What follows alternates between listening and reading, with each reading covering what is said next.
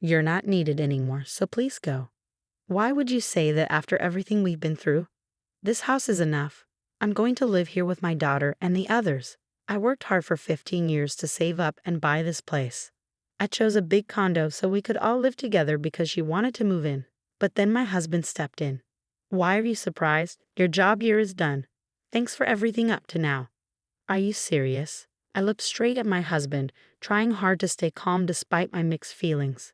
Of course, if you don't want to leave, we can get a divorce. Do it quickly. Hearing this, I made up my mind. My husband is unemployed and doesn't understand what would happen if we divorced now. I realized he was a disappointment and I wanted to leave as soon as possible. Understood. If that's how it is, I'll leave. Leave right now, okay? I'd be so happy not to see your face again. They both gave me the ugliest smiles I had ever seen. There was no need to hold back against a husband and mother-in-law like this. I wanted them to feel the consequences immediately, so I sold the high-rise condo right away. My name is Sandra, and I turned 39 this year. I've been married to Robert for 4 years. We used to work at the same company, but we weren't that close.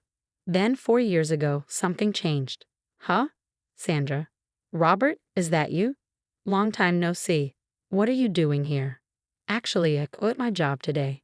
What? Why? I quit because it was finally time to chase a dream I've always had. You know I've been drawing cartoons for a while, right? I finally made my debut. Seriously? That's amazing. Show me sometime. Back then, I didn't have any special feelings for him, but I was happy he praised me. Later, I found out that after quitting the company, Robert started his own business. The last time we saw each other was in our 20s, and at that time, things were going well for me at work. If you're okay with it, why don't we date? That's sudden, isn't it? I think we're really compatible. Robert's confession surprised me, but it didn't feel bad. I was about to turn 35 and thinking about marriage too. But I'm at the age where I want to get married. Then let's get married. What, really? I was overwhelmed by how quickly things were moving. Is that a no? Thank you. Yes. Before I knew it, I had accepted his proposal. I went ahead with it on impulse, and though I was full of anxieties, they proved to be unfounded. You've worked hard here. Want some coffee? Thanks. Another all-nighter? Yeah, the deadline is close. Don't push yourself too hard. Both my marriage and job were going well. In fact, things were so good that I wondered if it was okay for them to be this perfect. Robert understood my work and even took care of household chores when I was busy. There was just one thing that bothered me. By the way, how's work lately? Huh? Oh, it's fine. I've had some free time recently. Why? You've been coming home early and doing all the housework. I'm just doing it because I like to. Don't worry about it, okay? We used to talk about work a lot, but for the last few weeks, he hadn't mentioned anything about his job. I believed him when he said everything was okay and didn't ask more questions. Looking back, that might have been a mistake. Before I knew it, nearly 4 years had passed. My job was going well, and there was even talk of turning my work into comics and animations. Then, I started wanting to have our own home. I've been thinking about getting our own place. What do you think? A house? That sounds great. Oh, but is something wrong? Robert looked down with a regretful expression. I prepared myself, sensing something unpleasant was coming. I know this is sudden, but is there any way my mom could live with us? What? Your mother? She's alone now, and I'm a bit worried about her. Since losing my father-in-law 2 years ago, my mother-in-law seemed to have lost her spirit. It felt like there was a big hole in her heart. I was indeed worried about leaving her alone from now on. Okay, but it will take time to build a house. Maybe a condo would be better. Thank you. Just agreeing to live with her is enough for me. You can decide the rest. Then that's what we'll do. So in between work, I visited various condos since we were going to live together. I wanted something spacious and comfortable. I had savings from 15 years of frugal living. A month after starting the search for a condo, I signed the contract. Today, really? What kind is it?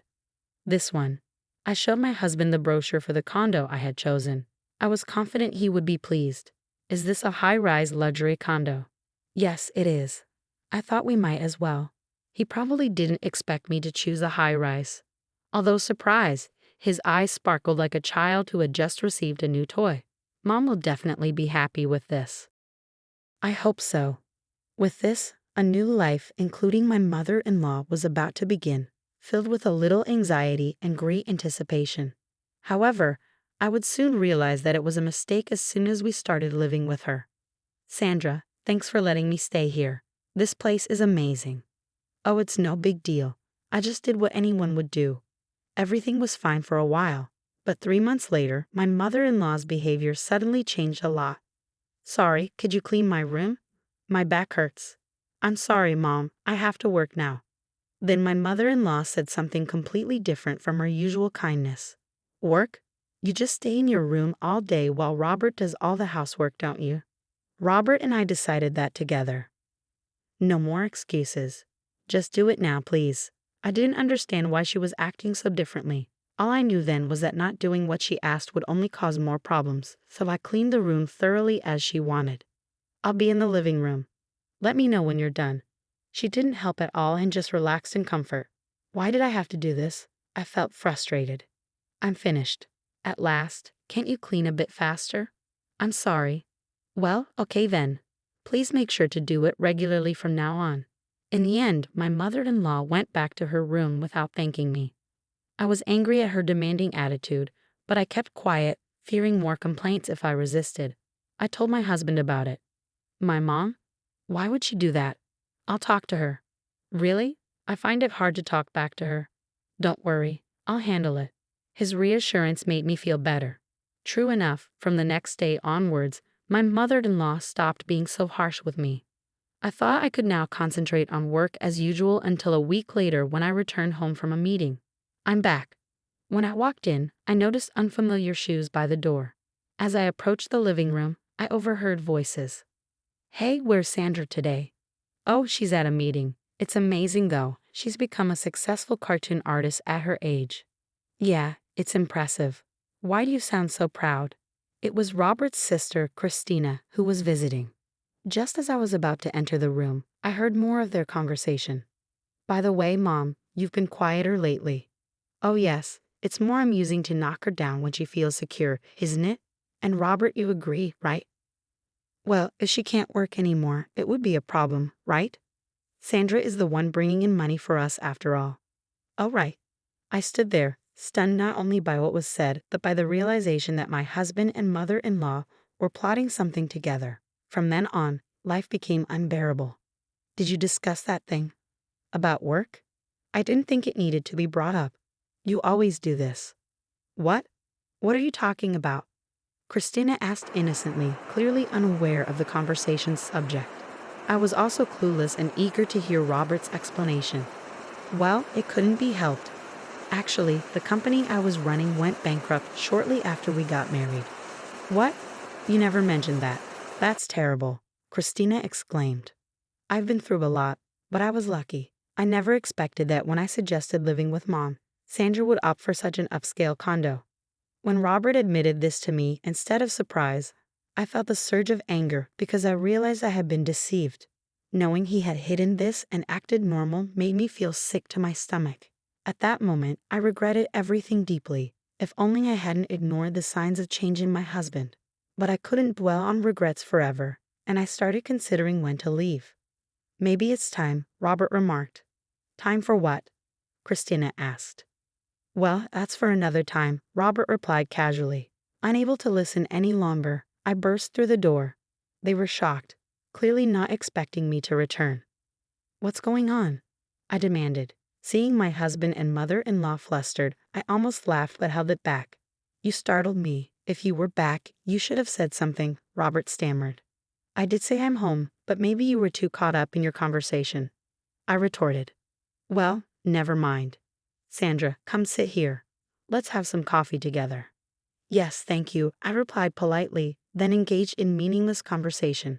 It felt like it had been ages since I'd endured such dullness. After about an hour, Christina announced she was leaving. I should head home now. You could stay a bit longer. I'd like to, but I have plans after this. Well, if that's the case, I understand. Let me walk you out part of the way. Christina probably sensed my feelings towards Robert and his mother. Maybe that's why she wanted to get away from the situation. As Christina was leaving, I stopped her. Thanks for coming today. Did you have a good time? Yes, Christina replied nervously, as if fearing criticism. Seeing her uneasy expression, I decided it was best to give her a heads up. I wanted to tell you something, Christina. You shouldn't trust them too much. What do you mean? About what we talked about earlier? Christina's expression turned pale as she seemed to grasp that my husband and mother-in-law were the ones I was warning her about. I understand. See you around. From then on, as far as I know, Christina never visited us again. My mind was consumed with thoughts of how to exact revenge on them. One day, as part of my routine, I checked the mailbox and found a letter addressed to Robert. The moment I saw it, I couldn't help but laugh, thinking it might be useful. I'm heading to work. Have a good day. How insincere. Curious about where he was really going, I decided to follow him. I had observed as he idled in a park for a while before heading to a casino. I took photos to have evidence for later use. He was unemployed and yet engaged in activities like this. Who made this awful meal? My mother-in-law's criticism had started again, likely sparked by our earlier conversation. I had been pondering ways to retaliate against her. I made it. Since Robert doesn't cook and no one else could have, it had to be me. How dare you serve something like this? You didn't put poison in it, did you? Clean this up. Her words were harsh, almost refreshing. I was angry, but that wasn't my main concern. Unable to come up with a plan on my own, I decided to call my mother. I was nervous about her reaction, but getting back at my husband and mother-in-law was more important. Hello, Mom. You sound upset. What's wrong? Actually, I proceeded to tell my mother everything that had been happening. I had expected her to be critical, but instead she was sympathetic. So that's what's been going on. You've been through a lot. Her words brought tears to my eyes. But what should I do now? From what you've told me, the condo is in your name, right? Yes, but... And it seems they both like living there. Why not just sell it? Sell it? The idea hadn't occurred to me. My mother's suggestion struck a chord. I started imagining how my husband and mother-in-law would react to losing their home. Life would certainly become challenging for my unemployed husband and mother-in-law. It's actually a good idea, isn't it? It sure is, but it's amazing how you can say that with a laugh. Well, it's your decision, Sandra. Just know that we're here for you. Yeah, hearing you say that gives me more strength. Feel free to reach out anytime. I couldn't stop thinking about my mother's advice. One evening after dinner and cleaning up, Robert said he needed to talk. Following his instructions, I sat down on the sofa where both Robert and my mother-in-law were smirking. I had a sinking feeling about this. So what's this talk about? I asked cautiously. My mother-in-law began, You're no longer needed here, so please leave. Why would you say that after everything? This house is. She interrupted me sharply, ignoring my frustration. Enough. I'm going to live here with Christina and the others. Why with Christina and the others? I asked, recalling the conversation they had at home that day. It seemed this was the fun they had planned. Robert then added, Why the surprised look? Your role here is finished. Thanks for everything up to now. Are you serious? I stared directly at him, my emotions overwhelming me. Fine, if you want me to leave, we can get divorced. Let's get it over with. Upon hearing my words, I made my decision. Robert, being unemployed, seemed oblivious to the consequences of divorce. What a disappointment. I wanted to leave that place as soon as possible, and I had prepared for this moment. Fine, if that's how it is, I'll leave. Leave right now. Fine. I'd be thrilled not to see your face again, Robert sneered. They both wore the most sinister smiles I had ever seen. There was no reason to hold back anymore against such a husband and mother-in-law. I wanted to make them feel the consequences right away. Packing only the essentials, I walked out of the house. They watched me leave, but I felt no sadness or regret. Since we're getting divorced anyway, you handle the divorce papers. I'm not worried about this condo. You can take care of it, I said calmly. Without waiting for their response, I walked away without looking back. They could say whatever they wanted. For now, I decided to return to my parents' home. I'm on my way home. So, you've made your decision? Yes, I might be a bit of a burden for a while. Your father and I are here for you. Take your time coming back. At home, my parents welcomed me with unchanged warmth. Seeing their faces, I felt a profound sense of relief. Welcome back. I'm home. It's been a while since you've been here. Take it easy today. Thank you. That night, I slept peacefully for the first time in a long while. The next day, I wasted no time. I prepared the divorce papers and headed straight to the real estate agent. It was better to sell the condo than to leave it for my husband and mother-in-law, who had no income and would struggle without a home. This condo is in demand. We should find a buyer quickly. That's good to hear. Please take care of it. Consider it done. A month later, the real estate agent informed me that a buyer was interested in the condo. My ex-husband and mother-in-law were still living there, and during that month, I had successfully finalized the divorce. They were now strangers to me, and I eagerly anticipated meeting these two oblivious individuals. The potential buyer wants to view the property soon. Got it. Can I be there for the showing? That would be very helpful. Please join us. The day of the showing finally arrived. As I opened the front door, Robert burst out. Hey, who let you in? Who are you people? Apparently he hadn't noticed me, so I stepped forward. Long time no see. Huh? Why are you here? Funny you should ask. After all, this condo is in my name. What? It seemed he hadn't understood the situation yet. Don't you get it? It means this place isn't yours to claim. That can't be true, he stammered. Then my mother-in-law appeared, which I thought was perfect timing. I decided to confront both of them right then and there. Hey, what are you doing causing a scene in someone's home? Don't just barge in here. I could call the police on you. That should be my line. You two have no right to live here. Talking nonsense won't help you. This place belongs to us. I sighed at their stubbornness. Could you please leave this house immediately? You're disrupting the viewing. Viewing? Why would there be a viewing? Because I've put this condo up for sale. Like I said, I bought this place, so I own it. Robert seemed too furious to comprehend. Even if what you're saying is true, where are we supposed to live? Why don't you go back to your parents' house? We tore down that old house. Oh, that's unfortunate. Stop joking. Robert tried to grab me. Fortunately, I dodged quickly, and he stumbled and fell dramatically. Everyone except my mother-in-law burst into laughter at his fall. If you don't want me to call the police for trespassing, please leave. You're in the way. I looked down at him as I spoke. When I saw his face, he looked like he was on the verge of tears, finally understanding the situation. He then knelt down and begged, but nothing he could do would change my mind. We were wrong. Please forgive us. Mom, apologize to her too. Why should I? Apologizing won't change anything now. Can you just disappear from my sight? I won't ask again. With that, Robert, dragging his mother by the hand, fled like a defeated animal. Watching them leave like that brought an unexpected sense of relief. The viewing proceeded smoothly and the sale was finalized. I informed them both they needed to remove any remaining belongings from the condo. That was my final act of leniency. Later, I received a call from Christina. What's going on, Christina? It's about my mom and what happened. Curious about their situation, since I hadn't kept track of them, I listened attentively. It seems they're living in a tiny one-room apartment now. See, I warned you not to trust them. I've definitely learned that lesson from this experience. It turned out Christina had taken my advice and refused any further involvement with them, which is why she wasn't present during the viewing. From now on, it's best to keep your distance from them, I advised.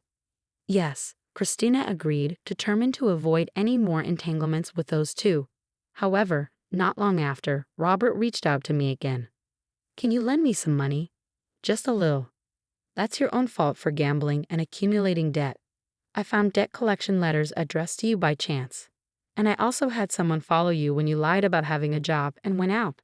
I'm working seriously now, but I still have debts, and it's hard to make ends meet. That's not my problem.